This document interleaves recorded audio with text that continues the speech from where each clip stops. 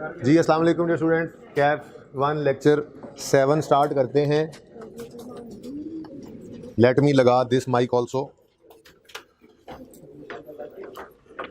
अच्छा जी, लेक्चर 6 के अंदर हमने एसेट अकाउंट बुक वैल्यू पे बनाना सीखा था।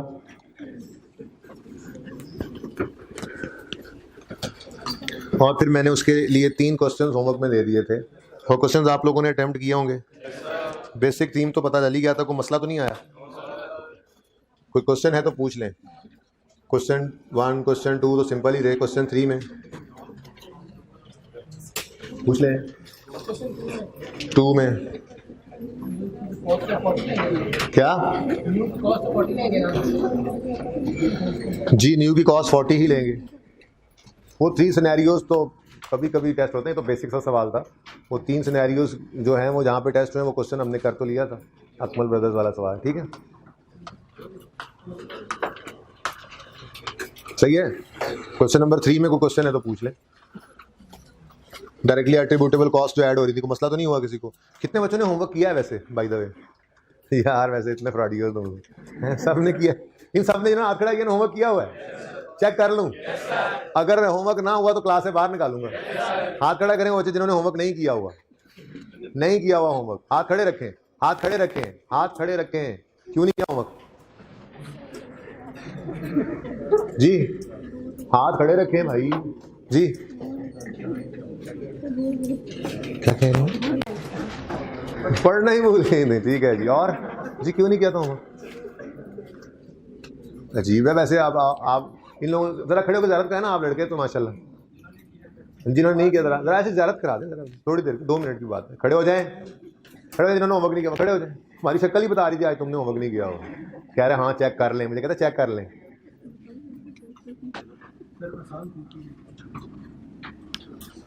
दोनों पीछे निकल जाओ, आप कोने पे चले जाओ। आप भी दोनों कोने पे हो जाओ, जरा आप दोनों भी पीछे निकल जाओ, दरमियान से पीछे निकल जाओ। क्या ऐसे तुम लोग, ये ऐसे होगा पास? निकलो निकलो निकलो निकलो। तुम्हें क्या लगा चेक उसी दिन होता है होमवर्क? हाँ जी, अब आप लोगों को क्लास से बाहर निकालूं? मैं सोच रहा हूँ कि सीट लड़कियों की ना पीछे रख देते हैं, ठीक है? लड़के आगे बैठ जाया करें ताकि होमवर्क ना करने पे 1.5 घंटा आप भी करें या क्लास से बैठ जाएं।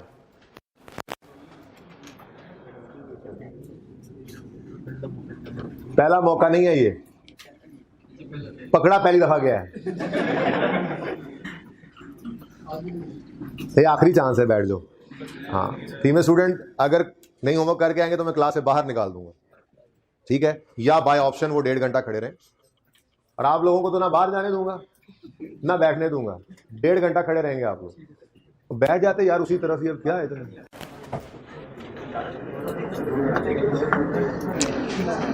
आसान काम था, किया नहीं है बस, ठीक है? ये वाला एटीट्यूड रखें और सादा हमें मुझसे लिखवा लें कि हम इस तरह से, मैं लिख के दूंगा, आप इस तरह से पास नहीं होंगे, ठीक है? लिखा हुआ अच्छा होता है ना, बवक्त ज़रूरत सनद रहता है और काम आता है, ठीक है? तो लिखवा लो तुम मुझसे, ऐसे पास नहीं होगा। FAR 1 की थोड़ी एग्जाम्पशन मिल जानी उसी तरह से तुम लोगों को। अच्छा जी, जिन बच्चों ने, मेरे अच्छे प्यारे पास होने वाले बच्चों ने होमवर्क किया है, वो बच्चे मुझे ये बताएं कि कोई क्वेश्चन तो नहीं है उनका होमवर्क में? कोई क्वेश्चन तो नहीं है? ओके चलें।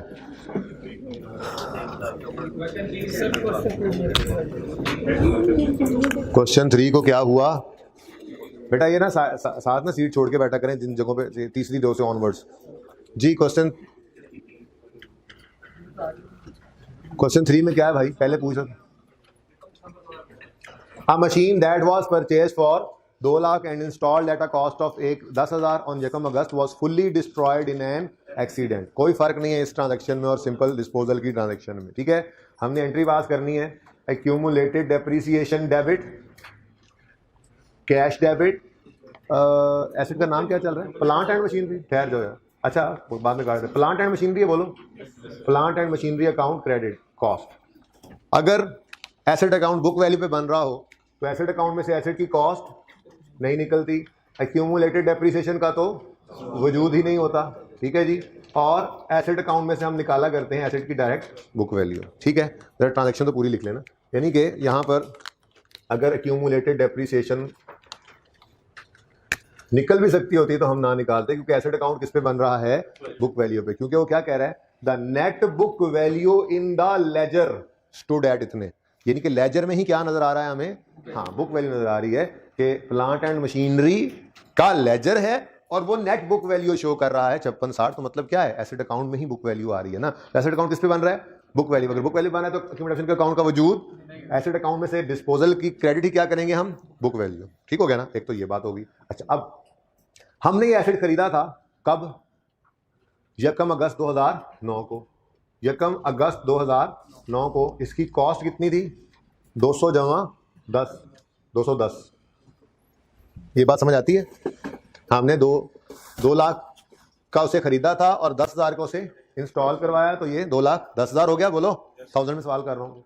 उसके बाद ईयर एंड हमारा है 30 जून। बोलो, तो 30 जून 2009 तो गुजर चुका है ना। तो 30 जून 2010, डेप्रीसिएशन 210, रेट है 15% इंटू अगस्त का महीना, 1 अगस्त को ही आए हैं तो अगस्त के महीने डेप्रिसिएशन स्टार्ट करनी है, जुलाई में 11/12 जी 28.29 कर लो ना, राउंड करते रहो जी। बुक वैल्यू कितनी आ गई, 181। फिर 30 जून 2011 आया, बिल्कुल आया। डेप्रीसिएशन 181 का 15% कितना है, 27 बोलो ना फिर। Book value 154। अब ये एसेट बिकने जा रहा है, ठीक है, बिकने जा रहा है। ये जल गया तो हमसे तो जा रहा है ना। किस दिन जी, 1 दिसंबर 2011। दिसंबर के महीने की डेप्रीसिएशन, जुलाई अगस्त सितंबर अक्टूबर नवंबर, ये 5 महीनों की डेप्रीसिएशन लेंगे। 154 इंटू 15% इंटू 5/12 जी 10। मैंने असल में जो ये एबनॉर्मल लॉस वाला डिस्पोजल होता है ना, जल गया, चोरी हो गया, इसकी तरह अकाउंटिंग डिस्कस करना चाह रहा हूँ, इसलिए शुरू कर दिया सवाल करना, वरना तो ये इसमें कुछ जान नहीं थी क्या करवा रहा हूँ मैं। ठीक है, मैंने कहा चलो अब ये बात होगी तो ये पॉइंट डिस्कस हो जाए, डिस्कस होने से रहता था जी। 144 बुक वैल्यू आ गई 1 दिसंबर 11। ठीक हो गया जी, ओके। हमें यही चाहिए थी बुक वैल्यू। हमने क्या किया जी, 144 से एसेट अकाउंट को क्रेडिट कर दिया। ठीक है, कैश कितना आया, was fully destroyed in an accident, और कोई डिटेल नहीं बता रहा कि कहीं से कैश हमें कोई कबाड़िए को बेच के कोई लोहे के भाव कुछ मिल गया इस एसेट से, कुछ भी नहीं लिखा हुआ। इसका मतलब कैश क्या है, 0 कैश है। ठीक है, तो ये सारे का सारा फिर हमारा क्या हो गया, लॉस हो गया। ठीक है, सही है। अच्छा, लेकिन ये जो एबनॉर्मल लॉस होता है ना, जैसे एसेट डिस्ट्रॉय हो गया, आग लग गई, एक्सीडेंट में ख़राब हो गया, सैलाब में, ज़लज़ले में ख़राब हो गया, तो कभी कभार ऐसा होता है कि ऑर्गेनाइजेशंस अपने इन एसेट्स की ना इंश्योरेंस कराए हुए होती हैं। ठीक है, तो अगर एसेट नॉर्मल वे में सेल होकर डी रिकग्नाइज नहीं हो रहा हमारे सवाल में से, हमारे बिजनेस में से, ठीक है, बल्कि कोई एबनॉर्मेलिटी हुई है जिस वजह से वो हमारे बिजनेस के अंदर से निकला है, तो डिस्पोजल किसी एबनॉर्मेलिटी की वजह से हो तो फ़र्क कोई नहीं है सिंपल डिस्पोजल की ट्रांजैक्शन में और एबनॉर्मल डिस्पोजल की ट्रांजैक्शन में, सिवाय इसके कि कभी कभार ऐसा होता है कि आपकी इंश्योरेंस कंपनी इन्वॉल्व हो जाती है। अगर आपने एसेट को इंश्योर करवाया हो तो इंश्योरेंस कंपनीज एबनॉर्मल लॉसेस के अगेंस्ट आपको कवर देती हैं। अब आपका एसेट एक्सीडेंट की वजह से तबाह हो गया, किसी भी एक्सीडेंट की वजह से आपका एसेट तबाह हो गया, तो आपके बिजनेस से तो गया ना। तो बोलो, तो एसेट अकाउंट को हमने क्रेडिट कर दिया। ठीक है, हाँ, कभी कभार ऐसा होता है कि फिर इंश्योर्ड एसेट होता है तो इंश्योरेंस कंपनी से कुछ कैश आ जाता है। अगर तो इंश्योरेंस कंपनी से कैश आ गया है तो still there is no difference in the transaction. हमने एसेट बेचा और बशीर भाई से पैसे आ गए, बशीर भाई को एसेट बेचा, वो कैश बशीर ने हमें दे दिया, ट्रांजैक्शन यही रहनी है। हमारा एसेट बिका नहीं, जल गया और इंश्योरेंस वालों ने हमें कैश दे दिया, हमें इससे क्या, बशीर ने दिया, इंश्योरेंस से मिला, कैश आया तो कैश डेबिट, एसेट क्रेडिट और बैलेंसिंग फिगर गेन या लॉस। ठीक है ना, और सही है। एक्यूमुलेशन, अगर एसेट का कॉस्ट हो तो एक्यूमुलेशन डेबिट, एसेट की कॉस्ट क्रेडिट, कैश डेबिट और बैलेंसिंग गेन लॉस। तो अगर इंश्योरेंस कंपनी ने भी कैश आपको पे कर दिया है तो there is no difference in the transaction. तो फिर फर्क क्या पड़ा, सिर्फ इतना सा फर्क पड़ता है कि जिस दिन एसेट डिस्पोज हुआ, हमने वो इंश्योरेंस कंपनी को फोन किया, हमने रोक के दिखाया, हमने कहा जी हमारा एसेट गया, हमसे गया। उन्होंने कहा ठीक है, हम आपको पैसे दे देंगे। क्या कहेंगे जी, पैसे दे देंगे। अगर अभी दिए नहीं है बल्कि ये कह रहे हैं कि हम पैसे दे देंगे, तो ऐसी सूरत में कैश की बजाय इंश्योरेंस क्लेम रिसीवेबल आ जाएगा। बस इंश्योरेंस क्लेम, ये एक करंट एसेट है। ठीक है जी, इंश्योरेंस क्लेम रिसीवेबल ये आपका क्या है जी, करंट एसेट है। एक राइट टू रिसीव कैश है। तो आर्जी तौर पे ये करंट एसेट आप रिकॉर्ड कर लेंगे। अगेन जितने पैसे होंगे उतने से हमारा ये लॉस कम हो जाएगा, और जब वो पैसे आ जाएंगे इंश्योरेंस वालों से तो ये इंश्योरेंस क्लेम क्रेडिट करके उस दिन कैश डेबिट कर लेंगे। तो एसेट अगर अब नॉर्मल लॉस हो, इंट्रो में हमने पढ़ा होता है लेकिन शायद कुछ बच्चे स्किप कर जाते हैं चीज़ों को या नहीं पढ़ी होती बात, तो इसलिए मैंने इतनी तफसील से बात कर दी, वरना ये किया नहीं करता इतनी तफसील से बात, ठीक है ना। तो अगर कोई एबनॉर्मल लॉस हो फिक्स एसेट का, एबनॉर्मली डिस्पोज हो फिक्स एसेट, तो वो सेल वाले डिस्पोजल से बिल्कुल भी हट के ट्रांजैक्शन नहीं है, सिवाय इसके कि अगर इंश्योरेंस वालों ने पैसे देने का वादा किया है, अभी दिया नहीं है, पैसा भी आया नहीं है, तो जब तक पैसे आए ना तब तक इंश्योरेंस क्लेम रिसीवेबल डेबिट करना होता है, उसके अलावा इस ट्रांजेक्शन में कोई फर्क नहीं होता। क्लियर है ये बात? और जी को सवाल है? सवाल ही पूछ लो फिर पूरा। फर्स्ट वाली ट्रांजैक्शन क्या है जी? A new machine costing 80 was purchased, a sum of 30 was paid on the same date and the balance was. किसने सवाल पूछा है? अच्छा, पढ़ी हुई है ना इंट्रो वैसे। अच्छा, हमने एक एसेट खरीदा है, ठीक है, 2 लाख का है वो, नहीं सॉरी ऊपर वाली, हमने एक एसेट खरीदा है जिसकी कॉस्ट 80,000 है, हमने 30,000 उसी दिन 1 अक्टूबर 11 को पे कर दिया है, और बाकी के जो पैसे हैं वो 31 मार्च को पे किए हैं। भाई 1 रुपया भी सारे का उस पहले दिन ना पे करते, सारे ही 31 मार्च को पे करते, तो हमारे एसेट के एडिशन में तो कोई फर्क नहीं पड़ना था। हमने 1 अक्टूबर को जब ये एसेट खरीदा तो इस दिन 1 अक्टूबर को खड़े होकर हम एंट्री पास करेंगे, प्लांट एंड मशीनरी डेबिट 80 से, कैश कितना पे किया 30 से क्रेडिट, और बाकी न्यू मशीन, ठीक है, पेबल फॉर मशीन क्रेडिट 50 से। ये किसने एंट्री किया आपने? 1 अक्टूबर। आपके सवाल में आपके एसेट अकाउंट में 1 अक्टूबर 11 पे इसने डेबिट पे नजर आना था, कितने से? पूरे 80 से। अब उसकी डेबिट साइड पे आप जो मर्जी लिख लो, आपका प्लांट मशीनरी का अकाउंट बन रहा है, आप यहां पर लिख लो कैश एंड पेबल, आपकी मर्जी है। आप यहां पे लिख लो कैश अलग पेबल अलग, आपकी मर्जी है। आप इस पे लिख लो एडिशन, आपकी मर्जी है। एडिशन लिखोगे तो 80, इकट्ठा लिखोगे तो 80, 30 और 50 भी लिख सकते हो, तो कोई भी लिख सकते थे आप, ठीक है, कोई एक काम कर लिया करो। लेकिन इसने आना किस दिन था? मैं बच्चों को सजेस्ट किया करता हूं बस एडिशन लिख लिया करो, तो एडिशन लिखो 80, ठीक है। अब जिस दिन ये पेमेंट करनी है 31 मार्च को, जब कभी जाकर, तो 31 मार्च 12 है, 31 मार्च 12 है, उस दिन जाकर हमारे एसेट ने कोई नहीं हिलना। अब मसला सिर्फ किसका रह जाएगा? इसी पेबल ने क्या हो जाना है? Debit, payable for machine debit, और तो उस दिन तो ये 50 ही है ना, एसेट तो अपनी जगह कायम दायम। और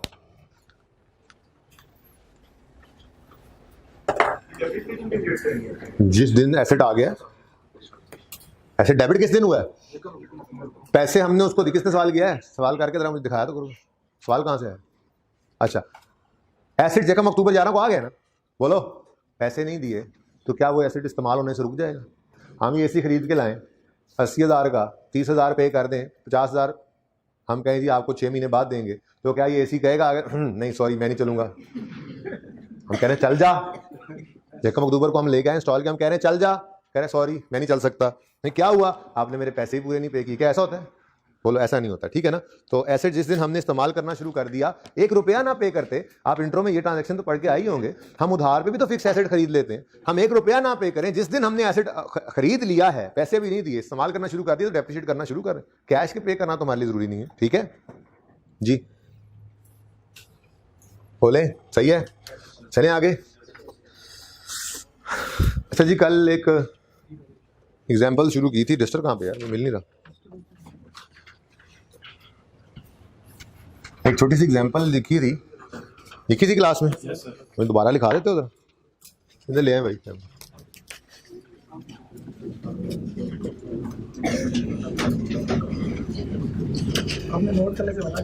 अच्छा चलो कोई नहीं, फिगर बदल जाएंगी ना, बात मुझे याद है। An individual started a business with ₹50 इन 2019। कोई बात नहीं बेटा, अगर आप नाम ही बताएं तो डेटा थोड़ा सा बदल जाएगा, खैर। अच्छा, प्रॉफिट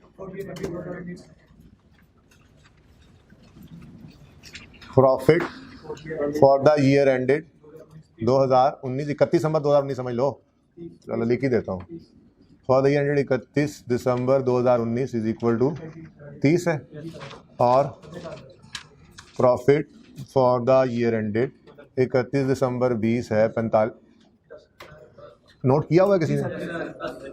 लोगों ने तो नोट। अच्छा यार 10 ले लो यार, मैंने कहा थोड़ा बढ़ा लें यार बिजनेस को, जरा थोड़ा सा तसल्ली हो जाए बिजनेस। आप नहीं बढ़ाने दे रहे, इसको मैसेज कर दें। हाँ मिलियन समझे, आप ट्रिलियन समझ लें यार, मैसेज कर रहे थे किसी को मार्कर के लिए।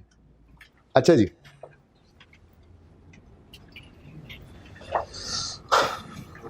ठीक हो गया जी। अच्छा, अब मैंने आपको कहा था कि ये इंडिविजुअल ने बिजनेस स्टार्ट किया है, ठीक है। तो इंडिविजुअल की अकाउंटिंग हमें आती है, बचपन में हमने ये कर रखी है। इसी एग्जांपल को मैं यहाँ पर इसके लेजर्स बना देता हूँ। ठीक है जी। तो अज्यूम 1 जनवरी 19 को ये पैसे इन्वेस्ट किए उसने, तो क्या एंट्री पास किया करते थे हम? Cash debit capital. एक मिनट यहीं पर रखिएगा भाई camera, let me see the frame. अब मुझे बताएं कि ये वाली जगह किस लिए हमने खाली छोड़ी हुई? नहीं नहीं, आपने इससे आगे फ्रेम करना ही नहीं है, मैं नजर आऊँ या ना। ये हाफ से इधर रख दिया, ठीक है ना, इधर ऊपर आ जाए नजर तो ठीक है। मेरी शक्ल क्या करनी है, हम देख। ओके जी, कैश डेबिट और कैपिटल क्रेडिट, ओपनिंग नहीं है ये, ठीक है ना। तो सॉरी कैश डेबिट और कैपिटल क्रेडिट, वो कैश का लेजर बना रहा था, ठीक है जी। अच्छा, उसके बाद थोड़ी सी बात कल कर तो ली थी वैसे, ठीक है ना, कि हम वो जो बनाया करते थे बैलेंस शीट के अंदर, तो क्या करते थे जी, opening plus net profit less, हाँ फ्रेश कैपिटल उसमें drawing is equal to closing. तो हम ये क्या करते थे जी, मेरे ख्याल में बच्चे छुट्टी पे भी थे कुछ, बात ज़रा आराम से ही कर लेते। बैलेंस शीट बनाया करते थे इंट्रो में ऑन। अच्छा, कैपिटल कैपिटल कैपिटल, सिर्फ कैपिटल की बात कर लें, कैपिटल लायबिलिटी सिर्फ कैपिटल की बात करें बस। ओपनिंग कैपिटल हम लेते थे, अगर वो फ्रेश कैपिटल आता था तो वो यहाँ लिखते थे, अगर वो प्रॉफिट आता था तो यहाँ पे ऐड होता था। ड्राइंग यहाँ से क्या करते थे, लेस करते थे, और हम पहुँच जाया करते थे, ठीक है। अगर मैं कहूँ कि ये ओपनिंग है, तो यही वाला 50, ओपनिंग कुछ नहीं था, ओपनिंग कुछ नहीं था, 2019 की बात कर लें अपने सवाल की। फ्रेश कैपिटल 50 आया, नेट प्रॉफिट सवाल ने 30 बताया है, ड्राइंग्स कोई नहीं बताई है, ठीक है जी। तो क्लोजिंग क्या हो गया, हम इस तरह से लिख लिया करते थे बैलेंस शीट। लेकिन अगर मैं आपसे कहूँ कि आप मुझे इसी को स्टेटमेंट को लेजर की फॉर्म के अंदर दिखा दो, तो वो बनाना आता है हमें। पार्टनरशिप में थोड़ी सी बात आप लोगों ने की भी होगी इंट्रो में, तब पार्टनरशिप जब आपने पढ़ी थी, ठीक है। तो कैपिटल का लेजर बनाना है तो मुश्किल काम नहीं, आपने सिर्फ ये देखना है कि ये कैपिटल जो है इसकी नेचर क्या है, क्रेडिट। तो फिर जो स्टार्ट या प्लस वाली चीज़ें हैं वो कहाँ पे जा रही हैं, वो क्रेडिट साइड पे जा रही हैं। तो हमने देखा जी ब्रॉड डाउन तो कुछ था नहीं, अगर होता तो क्रेडिट साइड पे आता, क्योंकि इसकी नेचर क्या है, एक बार सिर्फ स्टार्ट करना ही मुश्किल है। अगर कोई एसेट का लेजर बना रहे हो स्टेटमेंट फॉर्म से, तो ये देखना है उसकी नेचर डेबिट है, तो जो ओपनिंग बैलेंस होगा वो डेबिट साइड पे लिख देंगे, और जो सारे प्लस हैं वो डेबिट, और जो सारे माइनस हैं वो क्रेडिट। ये क्रेडिट नेचर का अकाउंट है, तो इसका ओपनिंग किधर आ गया, क्रेडिट साइड पे। अब जितने प्लस हैं वो क्रेडिट होंगे इसमें, और जितने माइनस हैं वो। तो अगर हम इस स्टेटमेंट से लेजर बनाएं तो हम क्या करेंगे जी, फ्रेश कैपिटल कैश ही लिखा था, चलो लिख लें, फ्रेश कैपिटल 50, प्रॉफिट जो बिजनेस ने कमाया वो भी इधर ही ऐड होगा। ड्राइंग्स कोई होती तो यहाँ से लेस कर देते, लेकिन है नहीं, और क्लोजिंग बैलेंस 80। तो ये स्टेटमेंट, ये लेजर, कोई फर्क है, समझे हो, कोई फर्क नहीं है, ठीक है ना। अब यही मैं कह रहा था कि हम यहाँ पर स्टेप बाय स्टेप इस लेजर को एक दफ़ा ज़रा बना लेते हैं, ठीक है। ये बना रहेगा, जब आप कहेंगे तभी मिटाऊंगा, एक दफ़ा इधर देख लें बस, ठीक है। तो ओपनिंग था, ब्रॉड डाउन कुछ नहीं था, फिर इन्वेस्ट किया ओनर ने 50 रुपये बिजनेस में, तो कैश डेबिट कैपिटल क्रेडिट हुआ। फिर बिजनेस ने 30 रुपये कमाए, तो ये प्रॉफिट भी कैपिटल में क्रेडिट हो गया। कोई ड्राइंग सवाल में नहीं थी, तैयारी करा दूं फिर भी चलो, ठीक है। और क्लोजिंग बैलेंस क्या आ गया जी, 80, 2019, ठीक हो गया जी। 2020 की बात करें, जगह चले नहीं मिटाता, कैपिटल का अकाउंट 2020 में जब बनेगा तो ब्रॉड डाउन क्या आएगा, 80। फिर इस साल का प्रॉफिट 10,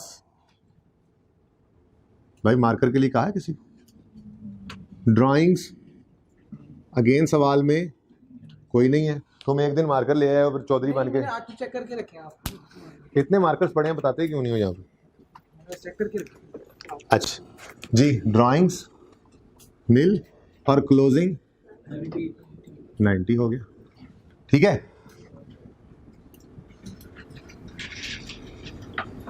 यहाँ तक को मसला है तो बताएं। अब मुझे इजाजत दें कि मैं ये मिटा लूं। बच्चे नोट कर रहे हैं, अगर सिर्फ इसको सिर्फ ये जो मैंने बनाए थे, अगर किसी ने इस तरह से करना है तो ज़रूरी नहीं है। वैसे होता ही है ना, कुछ बच्चे कहते नहीं हमने करना ही करना है ये नोट, तो फिर वो जल्दी से कर लें इसको। बार बार करने जरूरत नहीं है, लेकिन चलो वो होते हैं दीदी बच्चे। इजाजत है?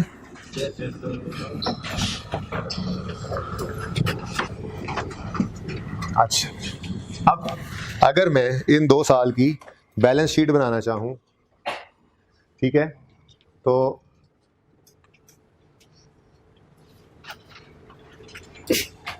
जाहिर सी बात है एक्सट्रैक्ट सी बनाऊंगा।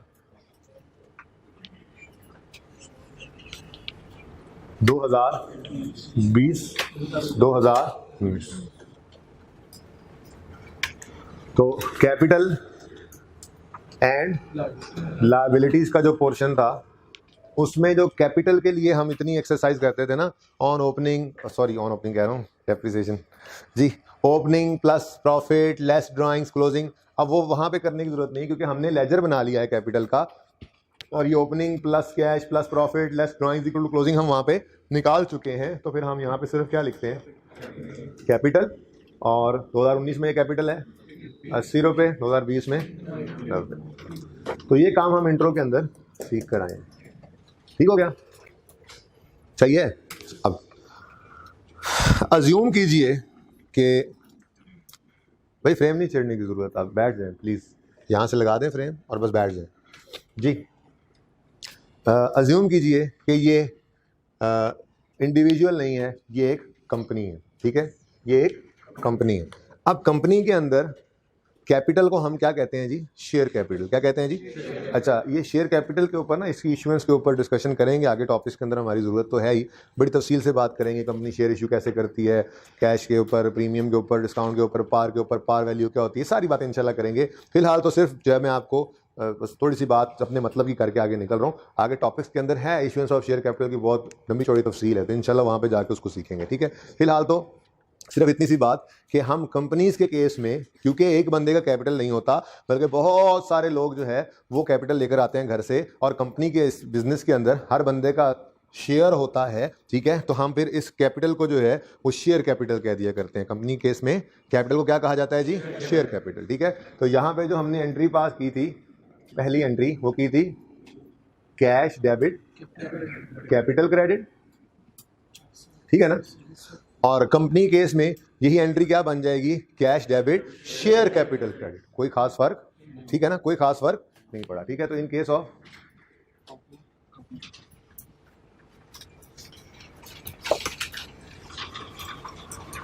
ऑफ इंडिविजुअल था ये, in case of a company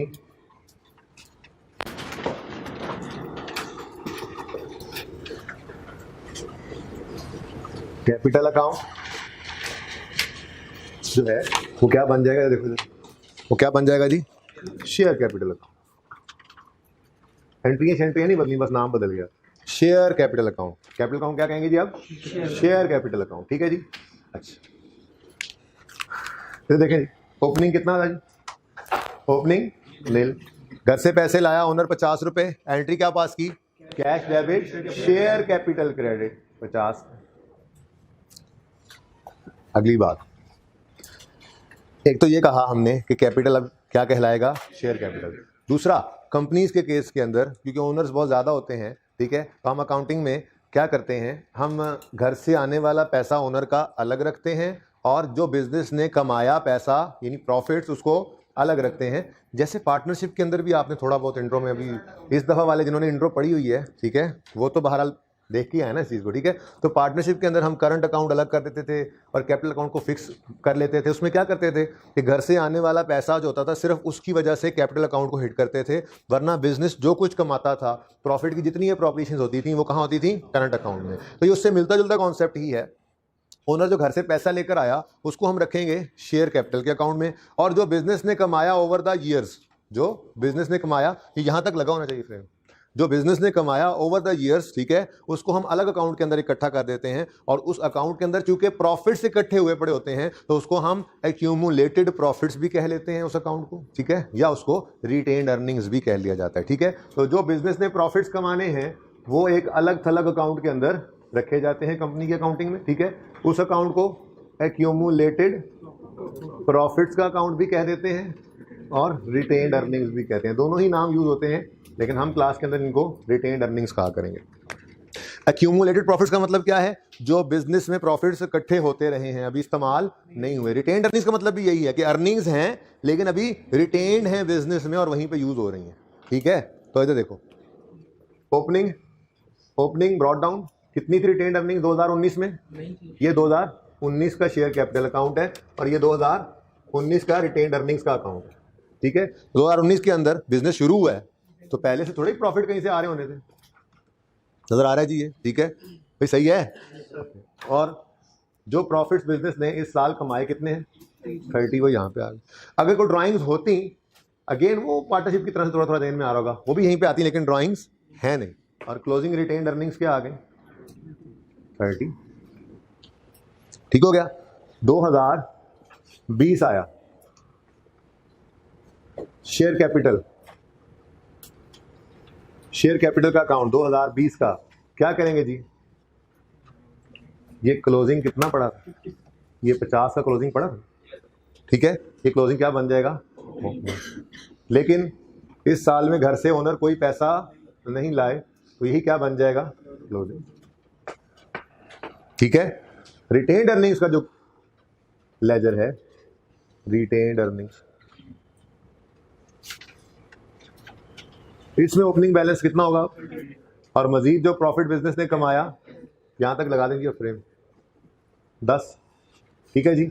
drawings कोई है नहीं सवाल में, ड्राइंग्स का नाम भी बदलेंगे इंशाल्लाह, वक्त आने पे बदल लेंगे, डिविडेंड कहते हैं इसको कंपनी केस में, फिलहाल ड्राइंग ही रहने दें आप, ठीक है ना, जब जरूरत पड़ेगी तो डिविडेंड कह दूंगा मैं उसको, ठीक है। अच्छा, और क्लोजिंग 40। अब अगर हम बैलेंस शीट बनाते हैं,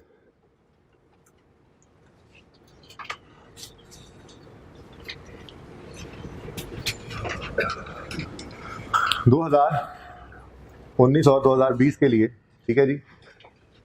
तो कंपनी के केस में कैपिटल की बजाय शेयर कैपिटल होता है और उसके साथ हम रिजर्व्स ले लेते हैं, ठीक है जी।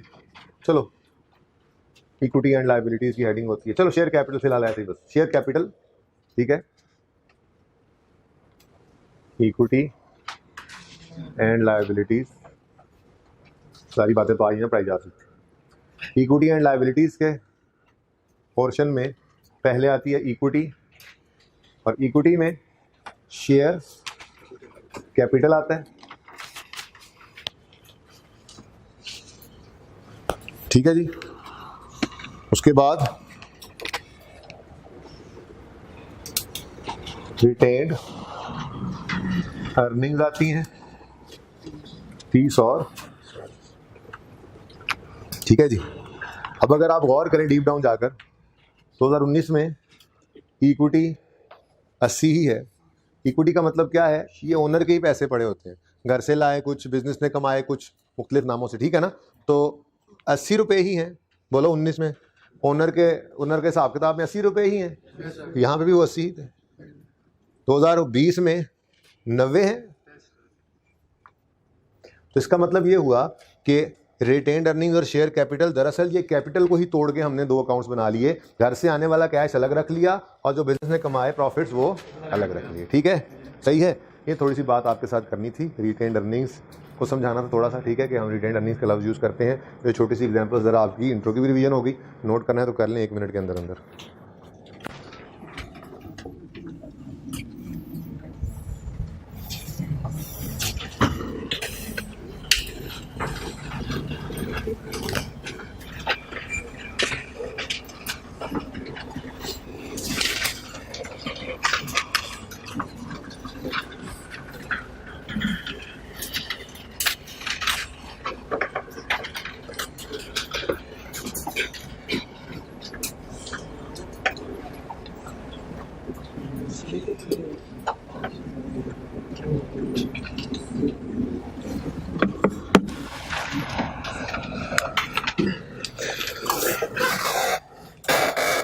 जी ले आए।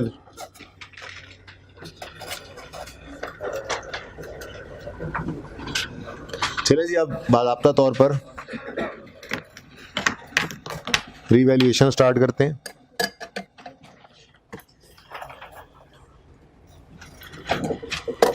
अच्छा जी, ये इंट्रोडक्शन टू अकाउंटिंग में आपको जब पढ़ाया जाता है फिक्स एसेट का टॉपिक, ठीक है, तो बात इस तरह से शुरू की जाती है कि रिकग्निशन क्राइटेरिया होता है। आइए 16 कहता है कि आप किसी भी आइटम को as an item of property plant equipment सिर्फ उस सूरत में रिकॉर्ड कर सकते हैं अगर दो शराइत पूरी हों। पहली, फ्यूचर इकोनॉमिक बेनिफिट्स प्रॉबेबल हों उस एसेट से आने, और दूसरी, कॉस्ट रिलायबली हो सके, ठीक है। फिर जब ये रिकग्निशन क्राइटेरिया मीट कर जाता है कोई भी आइटम, तो हम उसे कहते हैं चलो अब तुम पीपीई हो। अब जब पीपीई हो का उसको लक़ब मिल जाता है, तो फिर अगला सवाल पैदा होता है, अगर क्राइटेरिया मीट कर गया है रिकॉर्ड करने का कि रिकॉर्ड करें या ना करें, तो स्टैंडर्ड ने कहा हाँ इस फलां चीज़ को कर लो अब रिकॉर्ड, तो फिर अगला सवाल पैदा हुआ कि उसको रिकॉर्ड किस पे करें। तो उसमें फिर आपको बताया जाता है इनिशियल मेजरमेंट एक चीज़ है। इनिशियल मेजरमेंट के एसेट पहली बार जब आए हमारे बिजनेस में, तो वो किस चीज़ किस अमाउंट पे रिकॉर्ड हो। तो इनिशियल मेजरमेंट हमेशा किस पे होती थी, एट कॉस्ट, और उस कॉस्ट के अंदर हम क्या लेते थे जी, परचेज प्राइस और डायरेक्टली एट्रीब्यूटेबल कॉस्ट ऐड करते थे, याद आ रहा है। फिर अगली चीज़ आती थी सब्सीक्वेंट मेजरमेंट, कि बैलेंस शीट डेट के ऊपर हम क्या करें उसके लिए। तो उसमें फिर आपको वहाँ पे पढ़ा दिया जाता था सिर्फ इतना कि जी सब्सीक्वेंटली IAS 16 अलाउ करता है कि आप अपने पीपीई को, प्रॉपर्टी प्लांट इक्विपमेंट को, या तो कॉस्ट मॉडल पे रखें या रीवैल्यूएशन मॉडल पे रखें। और फिर वहाँ क्या कहा यह जाता था कि कॉस्ट मॉडल आपका सिलेबस में है। कॉस्ट मॉडल क्या है, cost less accumulated depreciation less accumulated impairment loss if any, ठीक है ना। तो इम्पेयरमेंट भी हम यहाँ पढ़ेंगे, ठीक है। अच्छा, लेकिन रीवैल्यूएशन मॉडल का यही कहा जाता था कि FR 1 में जाकर पढ़ेंगे। तो आज रीवैल्यूएशन स्टार्ट कर रहे हैं, ठीक है। अब ये रीवैल्यूएशन की ज़रूरत क्यों पड़ती है, ये क्यों अलाउ किया जाता है, इसकी बात पहले थोड़ी सी करता हूँ पानी पीने के बाद।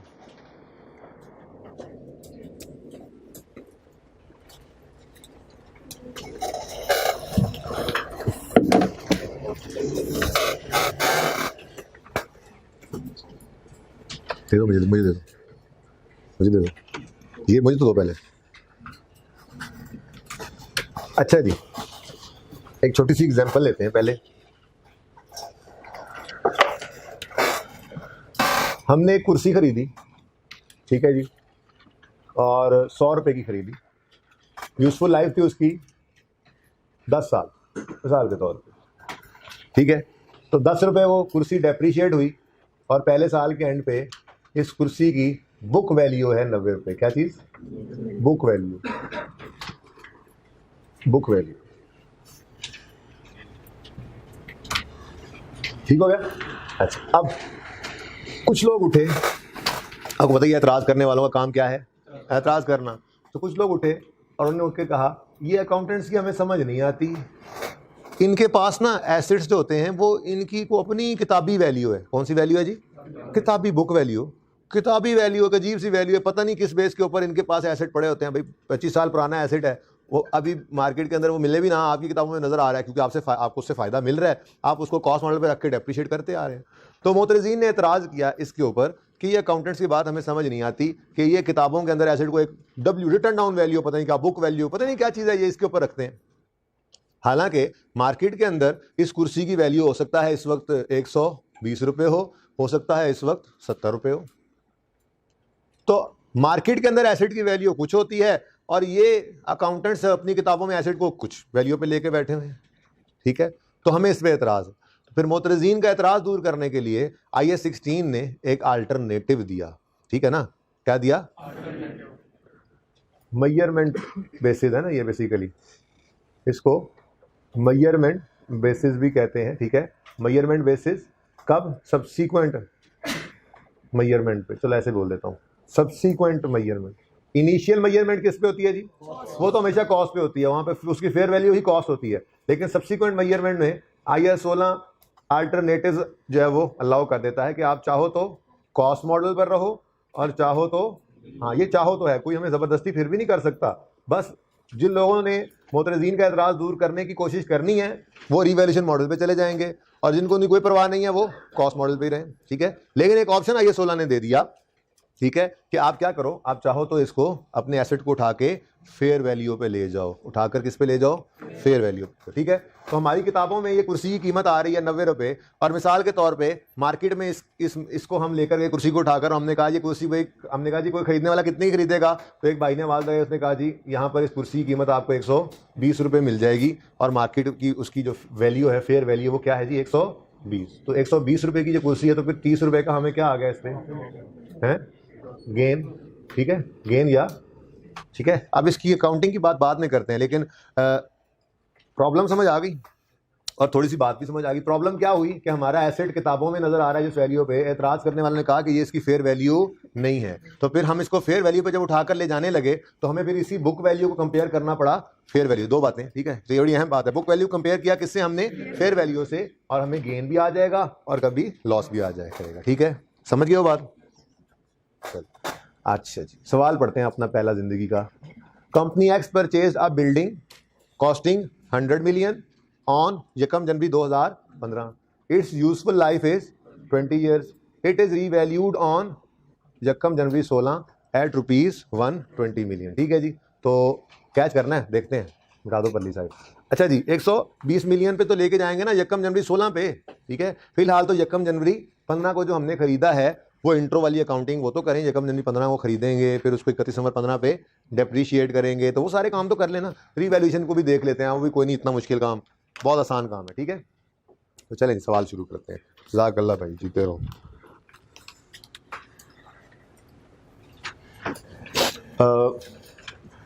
सबसे पहले हम वर्किंग, रीवैल्यूएशन जब भी आएगी हम एक वर्किंग किया करेंगे। ठीक है, क्या किया करेंगे, अच्छा, और बस जैसे आज वर्किंग कर लेंगे ना जिस फॉर्मेट पे, बस फिर हमारी सारी रिवैल्यूएशन में वही वर्किंग का फॉर्मेट रहेगा। अच्छा, मजे की बात, वर्किंग का फॉर्मेट वो पहले ही किया हुआ है।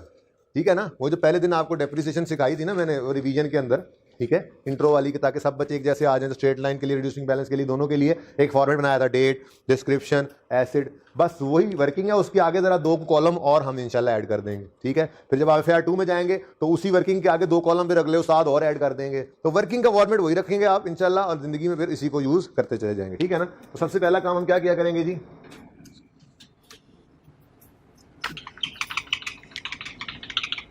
ले नोट कर लें, नोट कर लें, समझ आ रहा है। ओके, अच्छा जी, सबसे पहला काम हम क्या करेंगे जी, वर्किंग किया करेंगे। ठीक है जी, ओके, और वर्किंग का फॉर्मेट क्या होगा जी, डेट,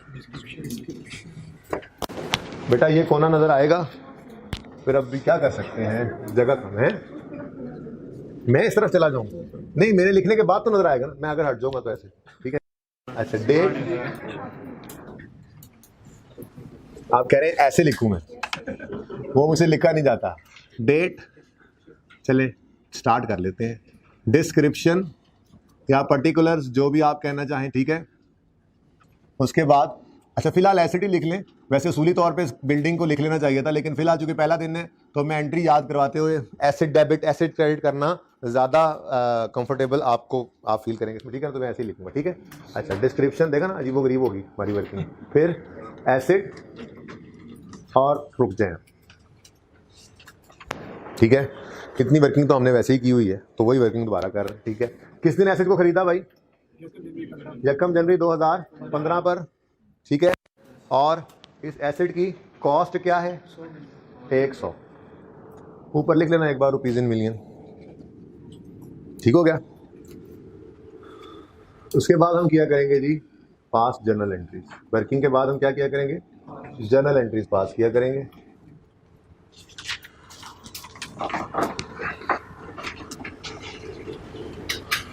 तो यकम जनवरी 15 पर ये जो एसेट आपने खरीदा है, इस एसेट को खरीदने की एंट्री क्या आप कर सकते हैं, रीवैल्यूएशन की तो बात ही भी नहीं कर रहा मैं। ठीक है ना, सिंपल सिंपल बातें, इंट्रो वाली। फॉर द ईयर एंडेड 31 दिसंबर 2015, पहली एंट्री किस दिन होगी, यकम जनवरी 2015 पर।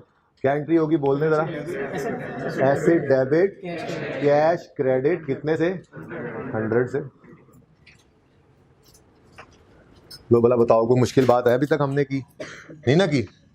अच्छा, ये सवाल तो हमने देख लिया ना, बस ये याद रख लो, इट इज रीवैल्यूड ऑन यकम जनवरी 16 एट 120 मिलियन, ये याद कर लो। ये इशारा कर रहा हूँ भाई मैं इधर, जी इट इज़ रीवैल्यूड ऑन यकम जनवरी 16 एट ₹120 मिलियन। ठीक है, सही है। तो यकम जनवरी 16 पे 120 रुपये पे लेकर जाना है, बस ये याद रख लेना। मैं ये क्यों कह रहा हूँ आपको, क्योंकि मैं ये फिलहाल सवाल को क्या करने लगा हूँ, बंद करने लगा हूँ मुझे, लेकिन रिमोट नहीं नज़र आ रहा, मिल गया।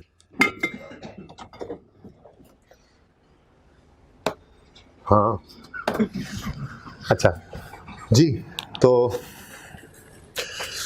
पहली एंट्री हो गई भाई। उसके बाद क्या होगा भाई, यकम जनवरी 16 पे एसेट रीवैल्यू हो रहा है ना, तो फिर यकम 16 दूर की बात है, पहले 31 दिसंबर 15 ने आना है, तो डेप्रिशिएट करेंगे हम। तो 31 दिसंबर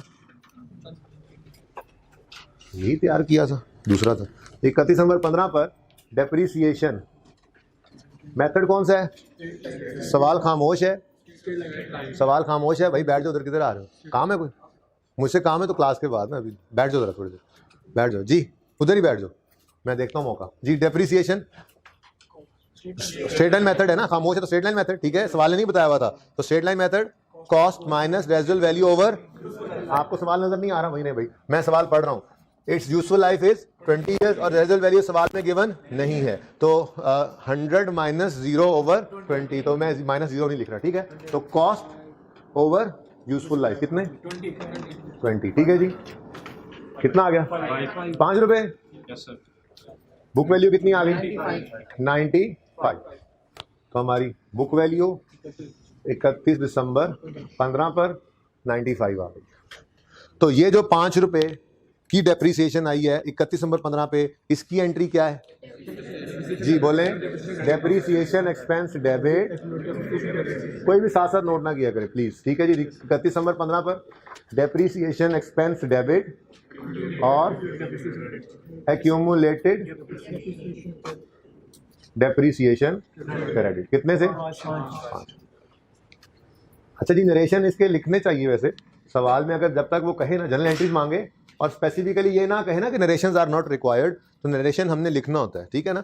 तो नरेशन क्या है, पहली जनरल एंट्री का नरेशन क्या है, परचेज एसेट, बस नरेशन खत्म, परचेज एसेट, और क्या आगे नोट लिखना है कोई, ठीक है, 10 नंबर का।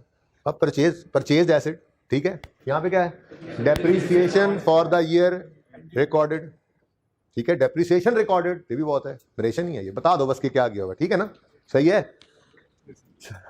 अच्छा जी, उसके बाद हम क्या करेंगे, यहाँ पे तो आ जाएंगी एंट्रीज ना, ठीक है।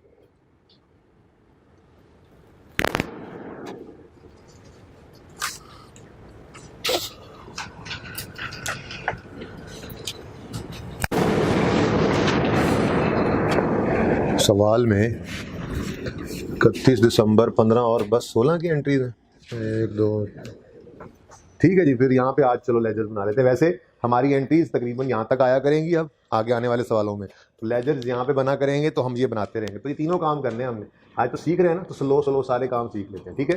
अब कौन से 2 लेजर्स वजूद में आए हैं इस साल के अंदर, एसेट अकाउंट और एक्यूमुलेटेड डेप्रिसिएशन का अकाउंट, ठीक है जी। 2 साल का बनाना है इसलिए मैंने थोड़ी जगह छोड़ दी, ठीक है। तो बिल्डिंग अकाउंट वैसे, लेकिन मैंने एसेट अकाउंट लिखा है फिलहाल जी। तो यकम जनवरी 2015 पर ब्रॉड डाउन कुछ नहीं था, जो हमने एसेट खरीदा इसकी एंट्री क्या बनेगी, एसेट डेबिट कैश क्रेडिट 100 रुपये से, ठीक है। उसके बाद 31 दिसंबर 15 पे डेप्रिसिएशन की एंट्री करने के लिए मैं डेप्रिसिएशन एक्सपेंस का अकाउंट बना, ठीक है। डेप्रिसिएशन एक्सपेंस दिमाग में डेबिट और एक्यूमुलेटेड डेप्रिसिएशन, अच्छा ओपनिंग इसका भी कोई नहीं था इस साल में, सिर्फ पहली ट्रांजैक्शन यही पड़ी डेप्रिसिएशन एक्सपेंस की, कितना जी 5, और हमारा साल क्लोज हो गया 31 दिसंबर 15 पर। बैलेंसिंग फिगर कैरी डाउन कितना आ गया 100, ठीक हो गया जी। और एक्यूमुलेटेड एक्शन अकाउंट का भी क्लोजिंग क्या आ गया जी ईयर एंड पर 5, ठीक है। यहाँ तक कोई मसला तो नहीं है, तो फिर जल्दी से इसको नोट करें, लेकिन इधर देख लें, ज़रा प्लानिंग देख लें, इस वर्किंग ने भी अभी आगे चलना है, ठीक है। कम से कम भी आपने इसके लिए 10 लाइनें छोड़ देनी है, क्योंकि मुझे लग रहा है टाइम अच्छा है, हो सकता है मैं आपको एंट्री समझा गया होगा, जो समझानी है वो समझा ली, हो सकता है मैं एक रिवैल्यूएशन और डाल दूँ आगे, नहीं तो फिर यहीं पे रोक देंगे, ठीक है ना। तो बहरहाल आप 10 एक लाइनें इसके नीचे खाली रखिएगा, और यहाँ पर तकरीबन 4 एंट्रीज़ की जगह खाली रखिएगा नीचे, ठीक है। और ये तो बाल बन ही गए हैं, बस एक ही साल ही आगे आना, ये तो आ जाएगा, ठीक है। तो इस तरह से प्लान करें, नोट करें। शुरू में क्या करना बेशक देखें, असूली तौर पे तो सवाल की रिक्वायरमेंट हमें देखनी चाहिए। अगर रिक्वायरमेंट जनरल एंट्री हो तो सबसे पहले जनरल एंट्री की हेडिंग हो और वर्किंग आगे कर लें, लेकिन फिलहाल आप इसी तरह से चलाएं, फिर देख लेते हैं छोटी मोटी बातें कैसे प्लान करना है।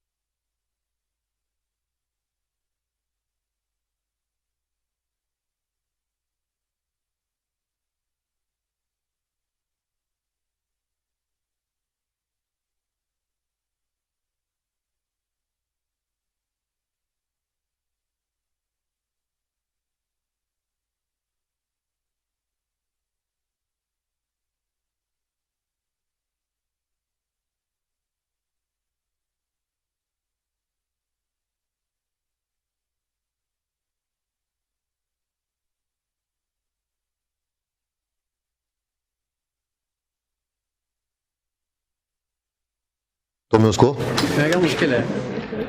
मुश्किल है ये, इसमें क्या मुश्किल है? बेशरम आदमी, इसमें कुछ मुश्किल है?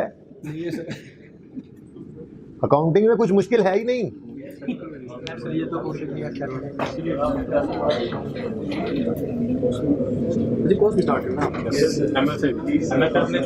भाग्य हूँ, यही सुना जाता है, टाइम भी है भाई। अच्छा जी, अब भाई बस ये ठीक है यार, जो चल रहा है वो चलने दो, क्रॉस पढ़ा लो, ये पढ़ा लो, ओके। अच्छा जी, चलें आगे, चलें जी। अब वो दिन आ गया जिसका इंतजार था। अब सवाल ऑन करके रख सकते हैं। अब वो दिन आ गया जिसका इंतजार था। हमारा एसेट क्या हो गया जी? रीवैल्यू, ठीक है। इट इज़ रीवैल्यूड ऑन यकम जनवरी 16 एट 120, ठीक है जी। यकम जनवरी 16 पर हमारा ये एसेट क्या हो रहा है जी? रीवैल्यू। अब करना क्या है? वर्किंग की हद तक क्या करेंगे? हम एक लाइन खाली छोड़ देंगे और एक लाइन खाली छोड़कर उससे अगली लाइन में लिखा करेंगे रीवैल्यूड अमाउंट। क्या लिखा करेंगे जी? और रीवैल्यूड अमाउंट कितनी बताइए अभी आपको? 120 नहीं यार, हाँ 120 मिलियन है, ठीक है। मुझे लगा 160 जी। तो एक लाइन खाली छोड़कर क्या लिखोगे? Revalued amount. और वो कितनी है जी? अच्छा, इसकी वजह क्या है, क्यों मैंने रीवैल्यूड अमाउंट लिखी? थोड़ी देर पहले मैंने वहां पे आपको बताया था कि हम जिस दिन रीवैल्यूएशन करते हैं उस दिन हम बुक वैल्यू को कंपेयर करते हैं मार्केट वैल्यू से, ठीक है। फेयर वैल्यू है मार्केट वैल्यू, ठीक है। हमने बुक वैल्यू कंपेयर करना है किससे? हमारी इस वर्किंग में बुक वैल्यू ऑलरेडी आ रही है, तो फिर कंपेयर किससे करना था? मार्केट वैल्यू से। तो वो मार्केट वैल्यू हमने लिख दी, ठीक है। लाइन की थोड़ी अभी पता लग जाता है। ये बात समझ आ गई?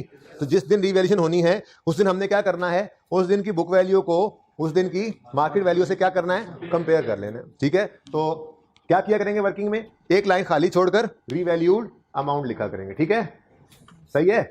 अच्छा, अब वो कुर्सी वाली एग्जांपल भी इत्तेफाक से ये नहीं मानी। अच्छा, 10 की डेप्रिसिएशन बस फर्क किया, ठीक है जी। तो अब बताओ मुझे, एक एसेट हमारा 95 का पड़ा है और हम कह रहे हैं इसको उठाकर ले जाओ 120 पे, तो फिर 25 रुपए का क्या आ गया? गेन आ गया। इस गेन को कहा जाता है रीवैल्यूएशन सरप्लस, या रिवैल्यूएशन गेन भी कह सकते हैं, ठीक है। रीवैल्यूएशन सरप्लस या रीवैल्यूएशन गेन। और ये हमने कैसे निकाला है इस वर्किंग में? बैलेंस, ठीक है। ये बात समझो। अभी रुक जाओ, ठीक है। क्या किया हमने? एक लाइन खाली छोड़ी और रीवैल्यूड अमाउंट लिखी, ठीक है जी। उसके बाद रीवैल्यूड अमाउंट और बुक वैल्यू कंपेयर किया। बुक वैल्यू 95 पे एसेट पड़ा है, लाना है इसको 120 पे, तो बढ़ाना पड़ा, प्लस का साइन आ गया यहाँ पे, 25 माइनस नहीं ना, प्लस है, ठीक है। ये क्या है जी? रीवैल्यूएशन सरप्लस या रीवैल्यूएशन गेन, ठीक है। अब यहाँ पर एक नया कॉलम इंसर्ट कर लो और उस कॉलम का नाम है रीवैल्यूएशन सरप्लस का कॉलम। क्या है जी? रीवैल्यूएशन सरप्लस, ठीक है जी। रीवैल्यूएशन सरप्लस में कितना सरप्लस नजर आने लग गया अब? 25। ठीक है, अगर इसको मैं RS लिख दूं तो नहीं लिखूंगा मैं, जाओ कर लो जो कर।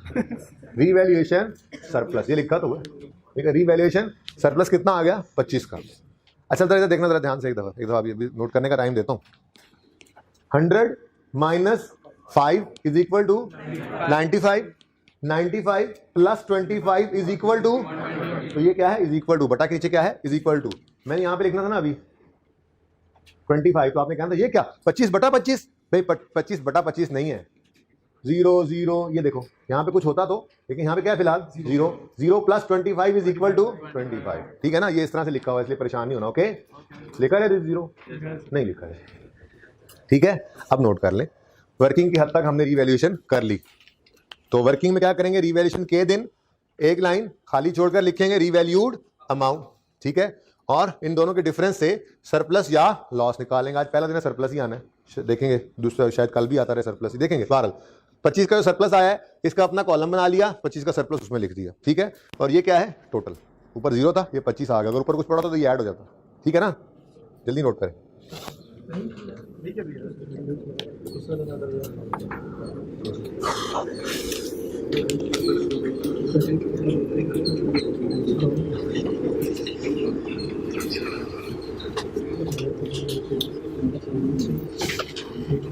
इसके भी इसकी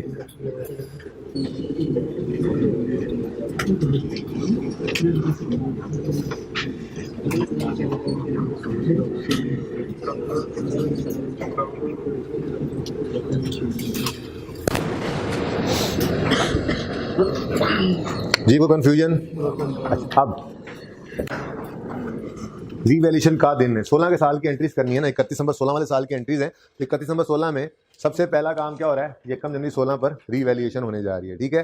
अब रीवैल्यूएशन के दिन सबसे पहला काम पता है क्या करना पड़ेगा? देखें, ये है हमारी वर्किंग, ये क्या है जी? वर्किंग है हमारी, ठीक है। तो चलो ठीक है ऐसे। अच्छा, वर्किंग है हमारी, इस वर्किंग में हमारी वर्किंग का फॉर्मेट ऐसा है कि ये बुक वैल्यू हमें शो कर रही है। आगे अभी डेप्रिशिएट करेंगे फिर, तो बुक वैल्यू वर्किंग का फॉर्मेट यही है ना, इसी पे आदत डाली थी ना आपको, ठीक है। कि ये वर्किंग क्या करती है, चाहे मेथड स्ट्रेट लाइन हो, चाहे रिड्यूसिंग बैलेंस हो, हर डेप्रिसिएशन के बाद ये बुक वैल्यू रिसेंट हमें बता रही होती है वर्किंग, ठीक है ना। तो वर्किंग तो हमें बुक वैल्यू बता रही है, और हमने क्या किया? हमने इस बुक वैल्यू को कंपेयर कर लिया इस मार्केट वैल्यू से। वर्किंग में बुक वैल्यू आ रही थी, तो वर्किंग की बुक वैल्यू को हमने कंपेयर कर लिया मार्केट वैल्यू से, गेन लॉस निकाल लिया, ठीक है। सबकी तवज्जो है? अकाउंट ये रिवैल्यूएशन की सबसे मेन बात होने लगी है, सबसे मेन 2 बातों में से एक बात होने लगी है, ठीक है जी। तो अकाउंट्स की तरफ अगर आए, ये देखें सबसे पहला काम क्या होगा? 1 जनवरी 16 पर हम ओपनिंग लिखेंगे। ये कितना आएगा? 95 आएगा, बोलो 95 आएगा। प्रॉब्लम समझाई कुछ? एक्यूमुलेटेड डेप्शन का बैलेंस ओपनिंग अलग पड़ा है 5, यानी कि हमारी वर्किंग का फॉर्मेट तो था ही ऐसा कि उसने हमें रेडीली बुक वैल्यू अवेलेबल कर दी, ठीक है, सही है ना। लेकिन हमारा एसेट अकाउंट बन रहा है एट कॉस्ट, क्योंकि एक्यूमुलेशन को हमने अलग रखा हुआ है, ठीक है। तो इसका मतलब यह हुआ कि अगर हम रीवैल्यूएशन करना चाहें तो हमारे पास तो एसेट अकाउंट शो ही क्या कर रहा है? कॉस्ट। तो हम कॉस्ट को तो नहीं ना रीवैल्यूड अमाउंट से कंपेयर कर सकते, बात समझ रहे हो। तो फिर सबसे पहला काम हमें क्या करना पड़ेगा? हमें एसेट अकाउंट को लाना पड़ेगा बुक वैल्यू पे। एसेट को किस पे लाना पड़ेगा? एसेट को बुक वैल्यू पे लाएंगे तभी वो कंपेयर होगा ना मार्केट वैल्यू से गेन लॉस निकालने के लिए। वर्किंग में क्यों नहीं लाना पड़ा एसेट को? वर्किंग का फॉर्मेट ही ऐसा है कि वो एसेट की बुक वैल्यू शो कर रही थी, लेकिन लेजर हमारा जो बन रहा है वो एट कॉस्ट है, तो वो इस एसेट की कॉस्ट शो कर रहा है, बुक वैल्यू शो नहीं कर रहा, ठीक है। तो इसका मतलब सबसे पहला काम क्या करना पड़ेगा? एसेट अकाउंट को बुक वैल्यू पे लाना पड़ेगा। अब जरा सोच के बताओ कि इस एसेट को 100 रुपए वाले एसेट को 95 की बुक वैल्यू पे लाना, यानी 5 की डेप्रिसिएशन इसमें से माइनस करनी है, तो सोच के बताओ क्या करना चाहिए हमें? बोलो क्या करना चाहिए? एक्यूमुलेटेड डेप्शन अकाउंट के अंदर जो 5 पड़ा है उसको यहां से निकालें, यहां से निकाल के एसेट अकाउंट में फेंक दें, तो हमारे पास यही एसेट किस पे आ जाएगा? बुक वैल्यू पे आ जाएगा, ठीक है। तो ये मैंने क्या किया, ये 5 रुपए यहां से ट्रांसफर करने हैं, यहां से ट्रांसफर कर देने हैं एसेट अकाउंट में, ठीक है। अच्छा जी, जी जी इसी दिन, ठीक है, डेट भी लिखना, पहले डेट नहीं लिख सकते, ठीक है। तो यकम जनवरी 16 को हम ये 5 रुपए इस दिन तक ही 5 बड़े हैं ना, ये यहां से निकालेंगे डेबिट, एक्यूमुलेशन अकाउंट में से कुछ निकालना हो तो क्या करना पड़ेगा, डेबिट करना पड़ेगा ना, इसको क्या कर देंगे डेबिट, और एसेट अकाउंट में इसको फेंकना है तो इसको क्या कर देंगे क्रेडिट। अब हमने ये क्या किया है, एक्यूमुलेटेड डेप्रिसिएशन अकाउंट का जितना बैलेंस पड़ा था रिवैल्यूएशन की डेट तक वो सारा का सारा ट्रांसफर कर दिया हमने एसेट अकाउंट से, यहां से निकाला यहां पे फेंक, डेबिट क्रेडिट, ठीक है। यहां पे क्या लिखोगे एसेट अकाउंट, ठीक है, और यहां पे एक्यूमुलेटेड डेप्रिसिएशन अकाउंट किस दिन, यकम जनवरी 16 पे,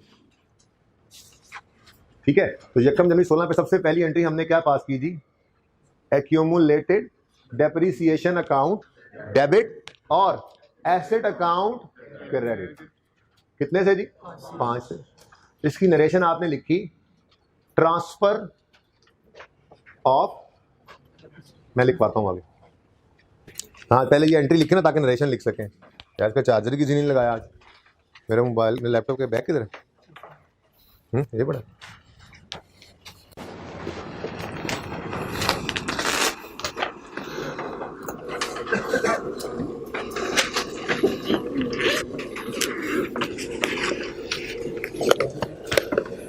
जज़ाकल्लाह।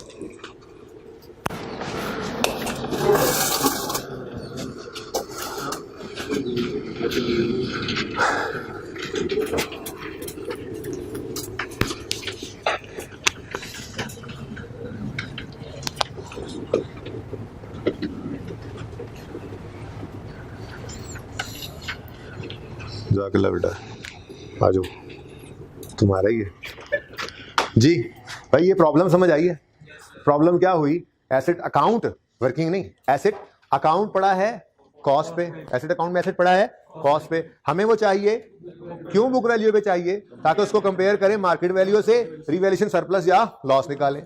तो एसेट अकाउंट जो मार्केट जो कॉस्ट पे पड़ा है उसको बुक वैल्यू पे लाने का क्या तरीका है, ना एक्यूमुलेशन का बैलेंस पड़ा है उसको उठाकर एसेट अकाउंट में फेंको, वो एसेट वही बुक वैल्यू पे आ जाएगा। ये चेक कर लो आप, ये एसेट 100 प्लस है ना, पॉजिटिव है, डेबिट है, और ये 5 क्रेडिट है, तो नेट होकर अब 95 पे आ गया, सही है ना। तो ये जो एंट्री हमने पास की है accumulated depreciation debit asset credit, इसका नरेशन अब लिखना शुरू करो, transfer of accumulated depreciation account balance to asset account, transfer of accumulated depreciation account balance to asset account, क्यों, to bring asset account at its book value। इतनी लंबी आपने narration पर्चे में नहीं लिखनी, पर्चे में तो आपने सिर्फ क्या लिखना है, ट्रांसफर ऑफ एक्यूमुलेटेड डेप्शन, बस। लेकिन तो आपको समझाना था ना कि ये क्या किया हमने ट्रांसफर किया एक्यूमुलेटेड डेप्शन अकाउंट के जितना बैलेंस था, ये बड़ी इंपॉर्टेंट बात है, transfer of accumulated डेप्शन account balance, जितना बैलेंस उसमें इस रिवैल्यूएशन के दिन तक पड़ा होगा, 2 साल बाद रिवैल्यूएशन होती तो 2 साल की डेप्शन पड़ी होती, 5 साल बाद रिवैल्यूएशन होती तो 5 साल की डेप्शन पड़ी होती। तो इंपॉर्टेंट बात क्या है, transfer of accumulated depreciation account balance to asset account to bring asset account at its book value, ठीक है, हो गया ये काम। अच्छा नेक्स्ट, उससे भी इंपॉर्टेंट बात जो अभी हमने ऊपर की, रिवैल्यूएशन सरप्लस या लॉस को रिकॉर्ड करेंगे। भाई रिवैल्यूएशन बस यही है, रिवैल्यूएशन बस ये 2 एंट्रीज ही हैं। पहली एंट्री ट्रांसफर करना एक्यूमुलेटेड एप्शन को एसेट अकाउंट में ताकि वो बुक वैल्यू पे आए, बुक वैल्यू और मार्केट वैल्यू को कंपेयर करें और गेन लॉस निकाल लें, ठीक है। और दूसरी एंट्री जो गेन लॉस आया है उसकी जर्नल एंट्री परफॉर्म कर लें, दिस इज रिवैल्यूएशन, ठीक है। अब हमें क्या आया है, गेन आया है या लॉस आया है, गेन आया या लॉस आया है, गेन आया 25 से, एसेट है ना, एसेट, एसेट में पॉजिटिव आने का मतलब क्या है, एसेट बढ़ा है, फायदा हुआ है। देखो 5 माइनस हो रहा है, हमने क्या कहा था, ये एक्सपेंस है, यही कहा था ना, डेप्शन क्या है, एक्सपेंस है, 5 कम हुआ तो ये एक्सपेंस है, 25 बढ़ा तो ये क्या है, इनकम गेन, ठीक है। तो एसेट क्या हो गया, 25 से बढ़ गया। मोतरजीन का एतराज दूर करने के लिए हमने एसेट को क्या कर दिया, एसेट अकाउंट को 25 से डेबिट कर दिया, ठीक है। और जरा देखना, अभी नोट ना करना प्लीज, अभी ये चीज चेंज हो जाना, ठीक है ना। और हमें क्या आ गया जी, रिवैल्यूएशन गेन, और इस गेन को हम ले गए प्रॉफिट एंड लॉस में 25 रुपए। अब जरा थोड़ी देर के लिए सबकी तवज्जो, मुझे शदीद वाली तवज्जो चाहिए। प्रॉफिट एंड लॉस, सारी इनकम्स आती हैं, रिवैल्यूएशन सरप्लस भी इसी में आता है, ठीक है, कितना 25, और मिसाल के तौर पे बाकी का प्रॉफिट जो था वो 100 था और ये नेट प्रॉफिट कितना बन गया 125। ये चलो 100 ना करो 10 करो तो ये कितना बन गया 35। ठीक है जी। अब ये नेट प्रॉफिट ने अभी अभी हमने बैलेंस शीट बनाई, शेयर कैपिटल अलग पड़ा होता है ना, ठीक है। शेयर कैपिटल जितना भी होगा रिटेन्ड अर्निंग्स में ये 25 रुपए चले जाएंगे। और बोलो यहीं पे बनाया था ना, प्रॉफिट से कहाँ जाना है? हाँ हाँ 35 है। प्रॉफिट्स में कहाँ जाना होता है? रिटेन्ड अर्निंग्स में जाना होता है ना, ठीक है। अब ये 35 की रिटेन्ड अर्निंग्स देखी शेयर होल्डर्स ने, राल टपकने लग गई। आ गए डायरेक्टर्स के पास, हमारे घर में चूल्हा नहीं जल रहा और तुम लोगों ने ये 35 की अर्निंग्स रिटेन की हुई हैं, और कुछ खुदा का खौफ करो, हमें भी कुछ बांटो। बिजनेस के प्रॉफिट्स में से ओनर को बांटे ही जाते हैं डिविडेंड के नाम से, ठीक है। तो आगे ओनर डिविडेंड मांगने, ठीक है, हो गया ना मसला। ये क्या है जी? Revaluation surplus. हमने इसको फेंका कहां? प्रॉफिट एंड लॉस में एज एन इनकम, ठीक है। जब ये यहां फेंका तो ये नेट प्रॉफिट में आया, यहां से रिटेन्ड अर्निंग्स में गया, और ऐसे दूरबीन लगा के बैठे हुए थे शेयर होल्डर्स ने कहा 35 के प्रॉफिट्स तो कुछ हमें भी दो, ठीक है, मांगेंगे। अब इनफैक्ट अगर देखा जाए तो इसमें से तो शायद सिर्फ 10 का प्रॉफिट अभी हमने कमाया है, 25 का अभी कमाया नहीं है। ये गेन हमने क्या एसेट बेच दिया? नहीं, हमने जस्ट एसेट को उठाकर फेयर वैल्यू पे रखा कि जी आज इसकी मार्केट वैल्यू बढ़ गई है। अब ये गेन कमाया नहीं है, ये रियलाइज नहीं हुआ, ये अभी अनरियलाइज्ड गेन है। जब हम कभी फ्यूचर में इसको बेचेंगे तो फायदा आएगा, फिलहाल तो नहीं बेचा। और सही है ना, रीवैल्यूएशन मॉडल पे पड़े हुए एसेट को लेकर जाते हैं ना। एसेट बेच देते तो फिर ना एसेट होता ना कोई मॉडल होता, ठीक है। तो एसेट को हमने मोतरजीन का एतराज दूर करने के लिए, बात हजम हो रही है, मोतरजीन का एतराज दूर करने के लिए एसेट को उठा के हमने कर दिया 25 से ज्यादा। अब जब गेन रिकॉर्ड किया, ठीक है, ये 25 का, तो प्रूडेंस ने आके पकड़ लिया, भाईजान ये कोई गेन आपने कमा लिया है। हमने कहा नहीं, कमा लेंगे फ्यूचर में। उसने कहा फ्यूचर के गेन को तो रिकॉर्ड करने की इजाजत ऐसे ही है, ठीक है।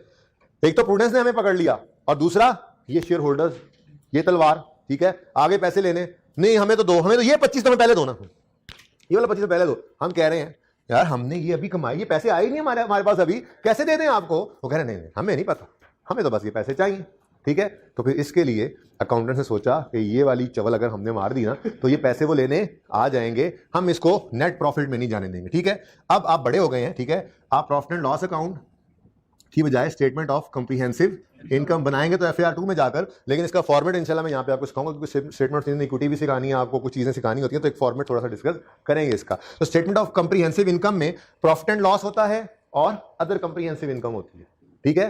ये टोटल मिलकर फिर हमारा प्रॉफिट एंड लॉस जरा बड़ा हो रहा है, ठीक है ना। जो प्रॉफिट एंड लॉस होता है उसके अंदर हम सिर्फ रियलाइज्ड प्रॉफिट्स को लेते हैं, जो नेट प्रॉफिट तक की कहानी होती है, ठीक है। तो इसमें नजर आएगा सिर्फ क्या चीज? 10।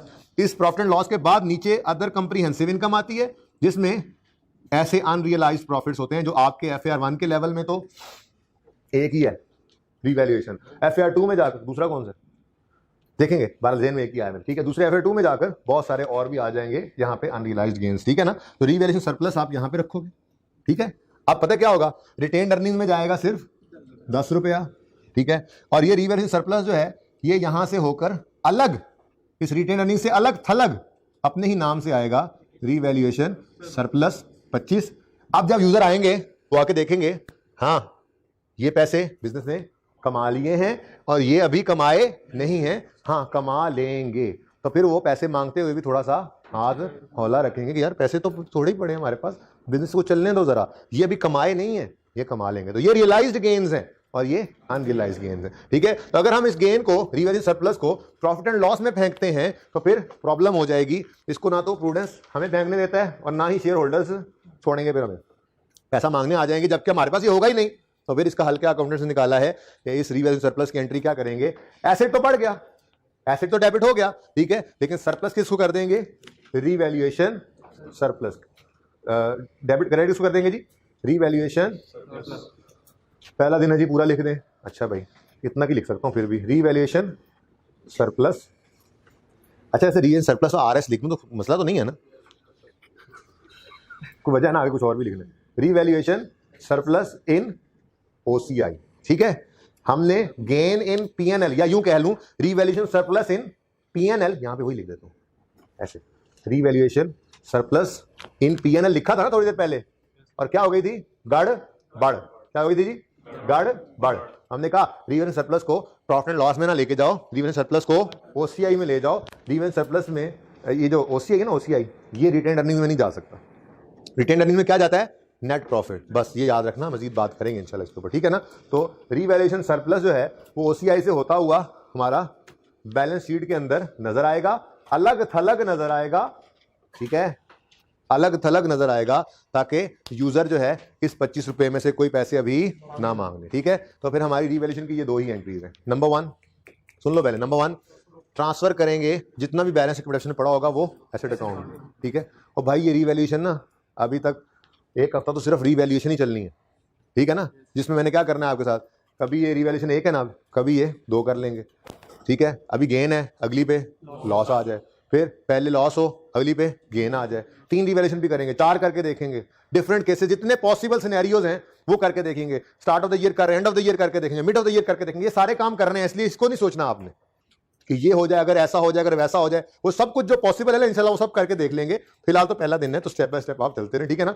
तो रीवैल्यूएशन की बहरहाल 2 ही एंट्रीज रहेंगी, जो मर्जी कर लो, जितनी बार मर्जी रीवैल्यूएशन करो, जिस दिन मर्जी रीवैल्यूएशन करो, रीवैल्यूएशन की बस ये 2 ही एंट्रीज हैं। पहली ट्रांसफर की एंट्री, क्या एंट्री है, सब बोले पास होने वाले, accumulated option account, debit, asset, credit. क्यों? ताकि एसेट किस पे आ जाए, उसके बाद कंपेयर हुआ तो 25 का क्या आया, गेन, सरप्लस या गेन, उसकी एंट्री क्या बनी, एसेट तो बढ़ गया ना, एसेट प्लस, तो asset, debit, revaluation, surplus, credit, ठीक है, रीवैल्यूएशन, सरप्लस, क्रेडिट, ठीक हो गया, सही है ना।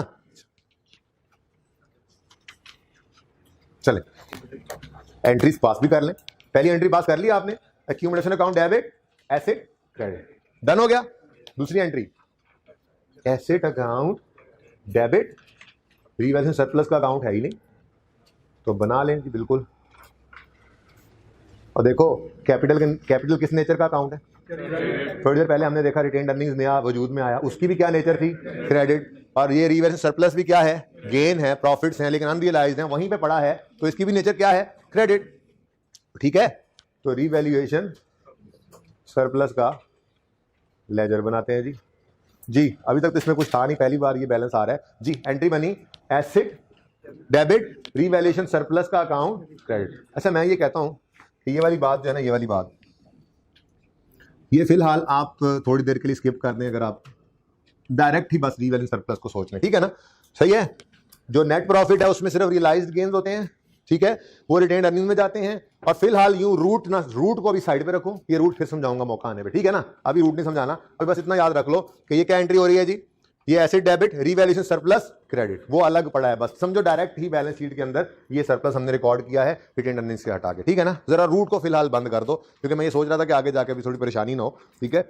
इसके ऊपर बहुत तफसील से बात होनी है, हमने statement of change in equity बनानी है, हमारा इंपॉर्टेंट टॉपिक है, उसके लिए ये सारे फॉर्मेट्स बनेंगे, मैं बिल्कुल तफसील से ये बात करूंगा। फिलहाल इसको साइड पे रख दे, क्योंकि ये बात मैं, वो कहते हैं ना, तोड़ पहुंचा नहीं सकूंगा, तो इसलिए फिलहाल इसको मैंने साइड पे कर दिया। जब मौका आएगा, तोड़ पहुंचाना समझते हो, हाँ, मंजिल तक पहुंचा नहीं सकूंगा ना बात को, ठीक है। तो जब उसका टॉपिक आएगा ना जहाँ पे पूरी बात खत्म हो जाती है, तो उसमें फिर ये समझाऊंगा, ठीक है। तो भाई फिलहाल रूट को छोड़े, ये याद रहेगा ना कि 25 का प्रॉफिट रियलाइज नहीं है, जब नहीं है तो नेट प्रॉफिट, तो प्रॉफिट एंड लॉस में नहीं लेके जाना, प्रॉफिट एंड लॉस में नहीं लेके जाना। Entry asset, debit, gain in profit and loss, credit नहीं करनी, बल्कि आपने एंट्री करनी है asset, debit, revaluation, surplus, credit, बस, ठीक है जी, रीवैल्यूएशन, सरप्लस, क्लियर है ये बात।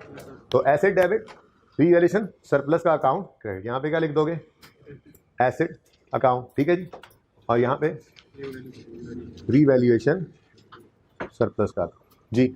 जब कम जनवरी 16 पर ही ये सारे काम हो रहे, इसी दिन जो रीवैल्यूएशन हुई थी, ठीक है जी, डन जी, कहानी खत्म।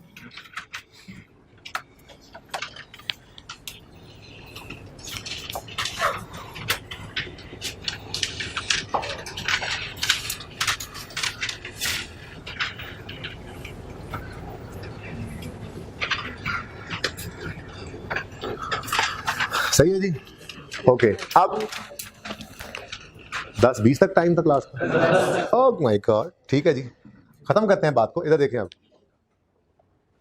अब ये एसेट इस्तेमाल होगा इस साल, फिर तो साल के एंड पे क्या करना पड़ेगा, डेप्रीशिएट, क्या करना पड़ेगा, डेप्रीशिएट। तो डेप्रीसिएशन के लिए अब क्या करना पड़ेगा जी, मजबूरन। देखो वो कॉस्ट अपनी पुराने वाली तो रही को नहीं अब इसकी, ठीक है। इस दफ़ा तो क्या हुआ भाई, यूजफुल लाइफ में चेंज आता था, मेथड में चेंज आता था, या रेजुअल वैल्यू में आता था, तो हम एस्टीमेट चेंज के बाद क्या करते थे, WDV ले लेते थे और रिमेनिंग लाइफ पे डेप्रिशिएट करते थे।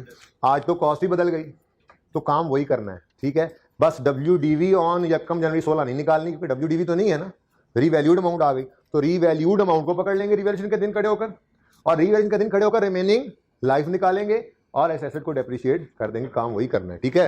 तो डेप्रिसिएशन का फॉर्मूला क्या हो जाएगा, इधर देखिएगा, डेप्रिसिएशन एक्सपेंस का फॉर्मूला होने लगा है जी, वो जो कॉस्ट लेस रेजिडुअल वैल्यू था ना, अब वो क्या हो जाएगा, रीवैल्यूड अमाउंट, वही रहेगी ना, कॉस्ट तो गई, minus revise residual value over remaining useful life. ठीक है भाई, और सही है। तो फर्क क्या हुआ, तो चेंज इन एस्टिमेट की अकाउंटिंग के जैसी ही सारी अकाउंटिंग है, बस यहां पर WDV के बजाय जो चीज बदली है वो ले ली रीवैल्यूड अमाउंट, क्योंकि अब इस रीवैल्यूड अमाउंट पे डेप्रिशिएट करना है ना हमने, और किस पे करना है, रिमेनिंग लाइफ पे करना है, समझो। तो डेप्रिसिएशन 120 डिवाइडेड बाय 20 साल थी जिंदगी।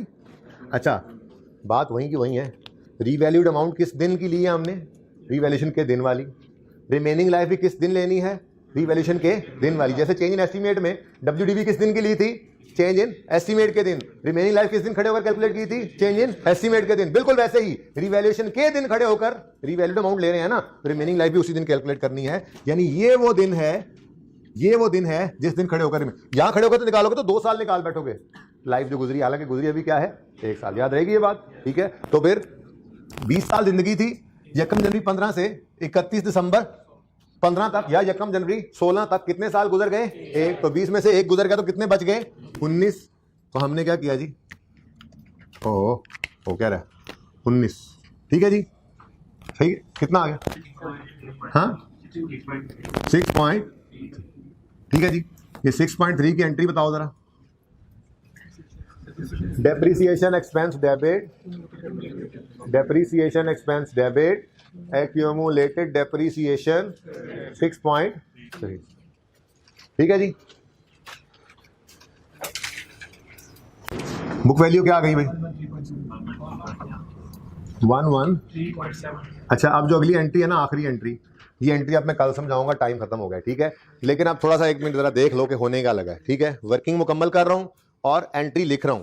घर में जो होमवर्क के सवाल हैं सोल्यूशन उनका मौजूद है हैंड आउट में, ठीक है।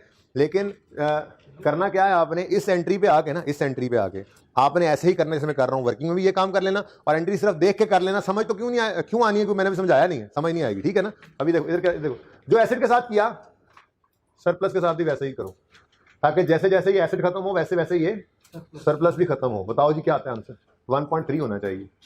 इसकी वजह भी कल बताऊंगा, ठीक है ना। ये इंक्रीमेंटल डेप्रिसिएशन थी। छोड़ो इस बात को बाहर, अभी क्या किया हमने, सिर्फ 120 डिवाइड बाय 19 किया ना एसिड को, तो सरप्लस को भी 25 बाय 19 कर देना है, ठीक है। और सही है ना। इसके सारी लॉजिक्स ईच एंड एवरीथिंग कल समझाऊंगा। इतना सा चुन्ना सा सवाल क्यों करवाया अभी तक, बहुत बातें बहुत ज्यादा सारी, ठीक है ना। तो ये कितना बच जाएगा जी, 23.7। यहां पे सवाल हमारा रुक जाएगा, ठीक है। अब यही बात एंट्री के अंदर लिखनी है।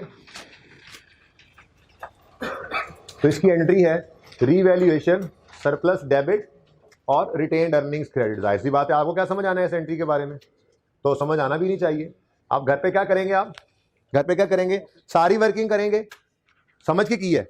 एंड पे इस 1.3 और इसको मैं रेड कर रहा हूं, इसको समझे बगैर बस एज इट इज लिख लेंगे, ये उधार है, ये इंशाल्लाह कल करेंगे, ठीक है। सारी एंट्री समझ के की है, बोलो। आखिरी एंट्री ये क्या होगी, ये उधार है, इसको एज इट इज बस लिख लेना, नकल कर लेना चाहे, ठीक है। ओके जी, depreciation expense debit, accumulated depreciation credit 6.3 से ये एंट्री आती थी, और बोलो। और revaluation surplus debit retained earning का तो लेजर हम बना नहीं रहे, बस लिख लो यहाँ पर 31 दिसंबर 16, ठीक है। क्लोजिंग बता दो, 31 दिसंबर 16 पर क्लोजिंग 100। देखो सवाल सही जा रहा है, asset account revalued amount show कर रहा है या नहीं कर रहा, बोलो। एसेट को उठा के 120 पे ले गए हैं ना, देखो नजर आ रहा है अब 120 पे, ठीक है। एक्यूमुलेटेड एक्शन में 6.3 नजर आएगा, क्योंकि पिछले 5 तो ट्रांसफर हो गई थी, सही है। और यहां पर 23.7 आएगा क्लोजिंग बैलेंस, ठीक हो गया। सही है। इधर देख लो अब, ये क्वेश्चन 2 जो है ना, क्वेश्चन 2 ये भी होमवर्क में चला गया, क्लास वर्क वाला, क्योंकि मैंने क्लास वर्क वाले सवाल पे ज़्यादा देर लगा दी है। ठीक है, सही है। देख लो होमवर्क में मैंने क्या लिख दिया, क्योंकि मुझे ध्यान में आ गया था कि ये 2 भी जो है ना होमवर्क में ही जाना है। ठीक है, तो क्वेश्चन 2 होमवर्क के अंदर जो है वो पहला होमवर्क यही है। ठीक है ना, क्लास वर्क क्वेश्चन 2 नजर आ रहा है, और क्वेश्चन नंबर जो होमवर्क का क्वेश्चन 2 है वो अलग से मैंने लिख दिया। बिल्कुल सेम क्वेश्चन है, बस थोड़ी सी प्रैक्टिस है। ये हैंड आउट ले लेना ऊपर से, अभी अभी अभी लेना यार 4 के नहीं मिले तो उसकी जरूरत क्या है। वैसे तो मैंने ऑनलाइन वाले बच्चों को तो ग्रुप में ही भेज दिए थे, आपका ग्रुप ही नहीं है जी। सुने सुने सुने, ये आप हैंड आउट लाजमी लेके जाइएगा। ठीक है, अभी मैं इस क्लास से निकलूंगा, ईमेल करके व्हाट्सएप करके निकलूंगा अपने टीए को। ठीक है ना, तो आपने ये क्वेश्चंस लाजमी करने हैं, और इसी हैंड आउट के अंदर इन दोनों क्वेश्चन का सोल्यूशन भी है, जर्नल एंट्रीज भी हैं, वर्किंग भी है, लेजर भी मौजूद है। ठीक है, ओके, ये देख लें आगे, ये सारे सोल्यूशंस मौजूद हैं। ओके, दोनों के। अल्लाह हाफिज़।